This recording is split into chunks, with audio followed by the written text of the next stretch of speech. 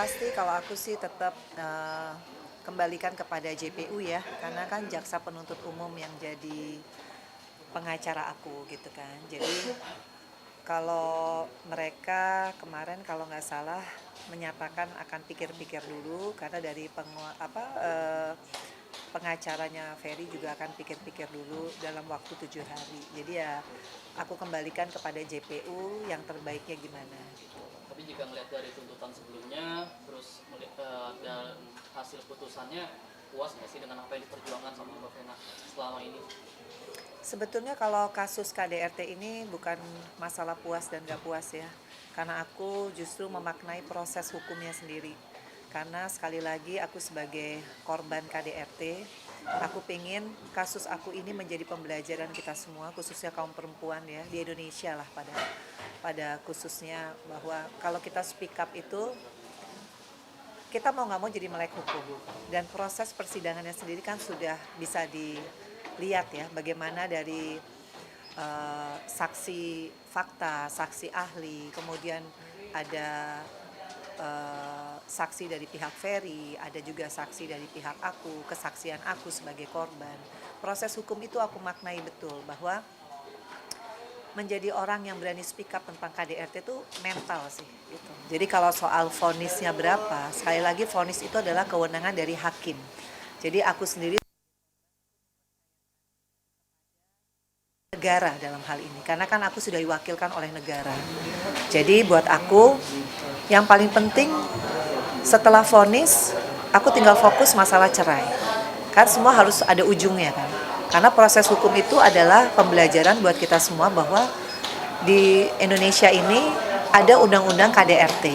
Tapi kadang-kadang sosialisasinya kalau kita tidak mengalami sendiri, tentunya kita mungkin nggak mau tahu, atau mungkin kita nggak mau melek hukum sebagai perempuan. Tapi justru ini menjadi stepping stone buat aku, bahwa kasus aku ini insya Allah bisa jadi pembelajaran hukum buat kita semua, khususnya bagi korban KDRT. Pasti banyak sekali yang nggak berani speak up, karena kalau speak up itu seperti aku bilang, mental kita diuji, kesabaran kita diuji. Karena begitu berani speak up, pasti ada pembalikan fakta, yaitu saya playing victim dari pihak pelaku. Belum lagi cyber di media, kalau kita public figure. Bisa nggak kita punya mental yang kuat untuk terus fokus kepada kasus KDRT? Dan alhamdulillah ini bulan kelima saya fight untuk keadilan saya, akhirnya di ujung vonis. Jadi kalau saya ditanya puas nggak puas, karena saya tuh bukan orang yang istilahnya nggak ada angin, nggak ada hujan, mempolisikan suami, enggak.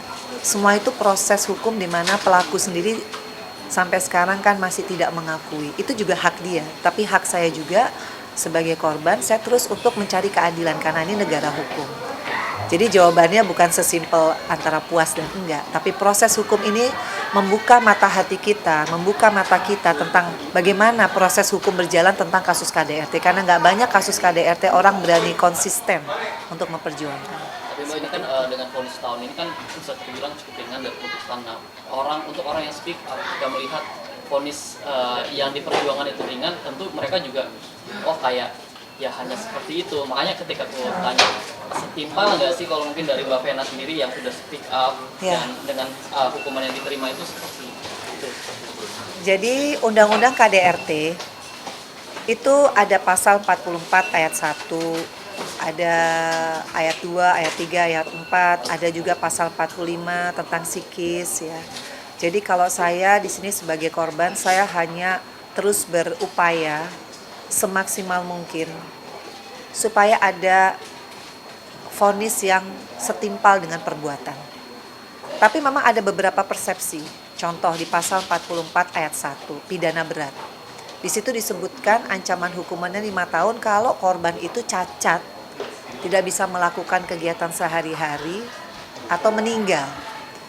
Ya mungkin insya Allah kalau aku nanti diberi kesempatan ya, untuk bisa masuk ke dalam legislatif gitu ya, insya Allah mungkin aku akan pengen mengkritisi ini gitu, bahwa apa ya korban harus nunggu cacat dulu, harus nunggu meninggal dulu. Kalau udah meninggal tuh siapa yang mengungkap? Karena KDRT itu adalah ruang privacy. Tapi untungnya di pasal 55 Undang-Undang KDRT menyebutkan bagaimana kita membuktikan KDRT itu terjadi.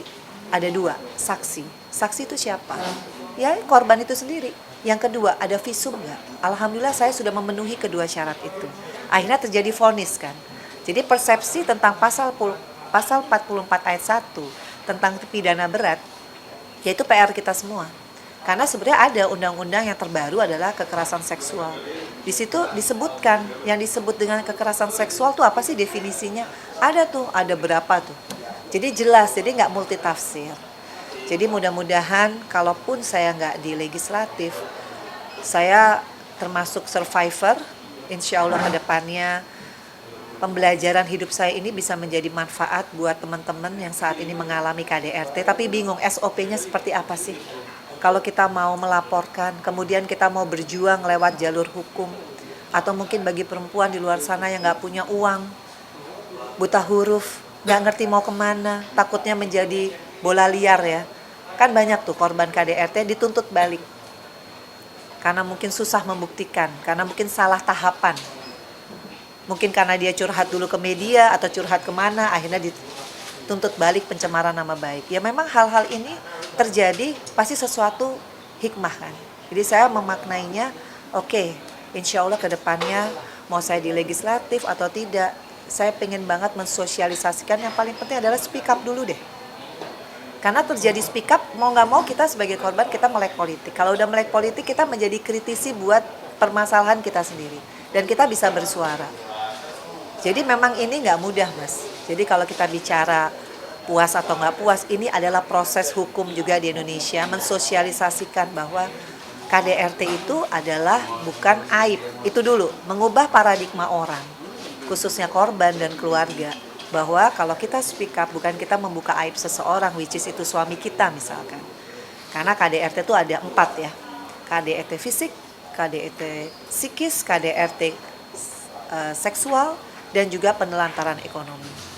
Apa yang saya alami itu nggak mudah, tapi yang saya yakini selama kita benar, meskipun kita perempuan, kita harus terus berani untuk bicara kebenaran. Itu sih Mas. Mbak Vena, sebelumnya aku minta maaf dulu untuk pertanyaan yang ini mungkin agak sedikit.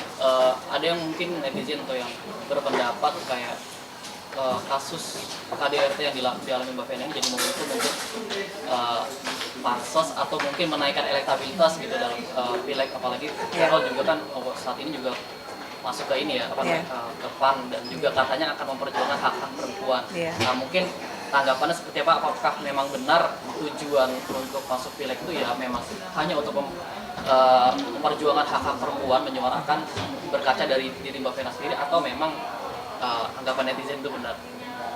Sekali lagi perlu saya remind, alhamdulillah saya sudah jadi anggota DPR RI dari tahun 2009 sampai 2018. Kemudian di 2018 saya mengundurkan diri karena saya pindah partai. Jadi alhamdulillah saya sudah pernah jadi anggota DPR meskipun tidak ada yang namanya kasus KDRT. Pure saya terpilih karena saya punya elektabilitas, punya popularitas. Saya memang dikasih amanah pada saat itu ya, karena kan nyalek itu kan semua nggak jauh juga dan pasti semua seizin Allah ya. Karena segimanapun kita berusaha, kalau Allah tidak bilang iya kamu saya amanahkan, kan nggak mungkin terjadi. Tapi kalau tahun ini kenapa saya nyalek? Justru karena saya mengajak Ferry, karena saya ingin suami saya ini maju bersama-sama dengan saya. Tapi kemudian terjadi KDRT, nggak ada hubungan sama pencalekan. Karena kalau ada hubungan sama pencalekan, kalau saya mungkin akan lebih heboh kali memperjuangkan ini. Saya nggak pernah heboh, karena saya public figure, begitu saya melaporkan kepada polisi, pasti itu terakses oleh media. Kalau udah terakses oleh media, siapa yang bisa kontrol? Nggak ada, karena media adalah social control. Jadi sebenarnya kasus ini seperti mata uang. Kita mau lihat dari sisi mana? Kalau Ferel nyalek, dia mau memperjuangkan apa yang terjadi sama ibunya, salahnya di mana? Justru bagus, anak muda sudah melek politik dan dia mau memperjuangkan, nggak usah jauh-jauh. Apa sih passionate-nya dia? Ya itu adalah KDRT. Jadi bukan dia meusing kasus ini, justru dia ingin memperjuangkan. Dan ini bagus, karena ini harus disosialisasikan dengan baik. Kalau enggak, ini seperti gunung es. Banyak korban KDRT perempuan ya, karena di Komnas Perempuan sendiri sudah menyebutkan, korban KDRT itu kebanyakan menimpa istri, bukan menimpa suami. Karena apa? Karena secara fisik pasti kita kalah. Jadi kalau saya sih tidak mau terlalu kepikiran hal-hal yang sifatnya hanya mengendurkan semangat kita untuk memperjuangkan KDRT. Jadi sekali lagi kan saya bilang, kalau berani speak up, mental diuji ya. Harus bisa terus sabar menghadapi cywar lewat media. Cywar lewat media seperti apa ya? Seperti ini. Nanti difitnah ini, nanti digiring opini begini. Tapi kita harus yakin kalau kita benar. Kalau bukan kita yang speak up, siapa lagi? Kalau bukan kita yang berjuang, mau siapa lagi? Ya hanya kita yang paling tahu tentang apa sih yang mau kita perjuangkan dengan kasus KDRT ini. Karena kan ini kan jalur hukum. Masa kalau orang di KDRT terus kita main hakim sendiri, itu yang justru nggak benar kayak gitu. Tapi kalau untuk keputusan Feral masuk ke politik itu ada sedikit influence dari Mbak Vena sendiri nggak sih? Oh enggak, itu memang Feral tiba-tiba dia pengen masuk ke politik bersamaan dengan kasus saya. Jadi nggak ada hubungannya sama sekali, dan kalau saya sih tetap sebagai seorang ibu bangga ya.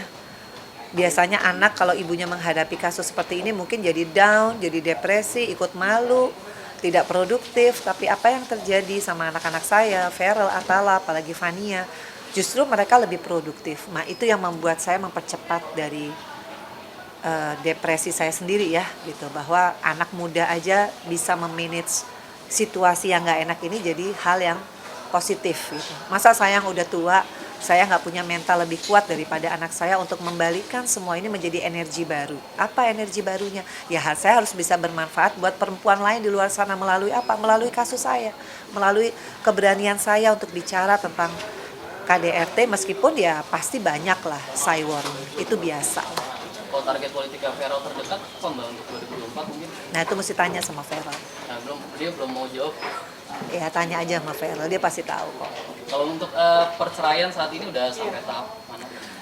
Kalau nggak salah hari ini di Pengadilan Agama itu ada jawaban dari Ferry, duplik ya kalau nggak salah. Tapi itu e-court, jadi ya saya ikuti aja proses hukumnya.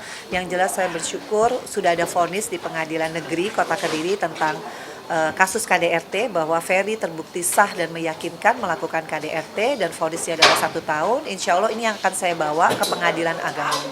Kenapa? Karena kan Ferry kemarin mentalak cerai, menggugat cerai karena katanya saya meng-KDRT Ferry. Tapi kan yang terjadi sesungguhnya faktanya adalah saya yang di KDRT, makanya vonisnya keluarlah 1 tahun. Ya insya Allah ini akan menjadi pertimbangan nanti di hakim ya, para hakim juga yang ada di Pengadilan Agama untuk kasus cerai.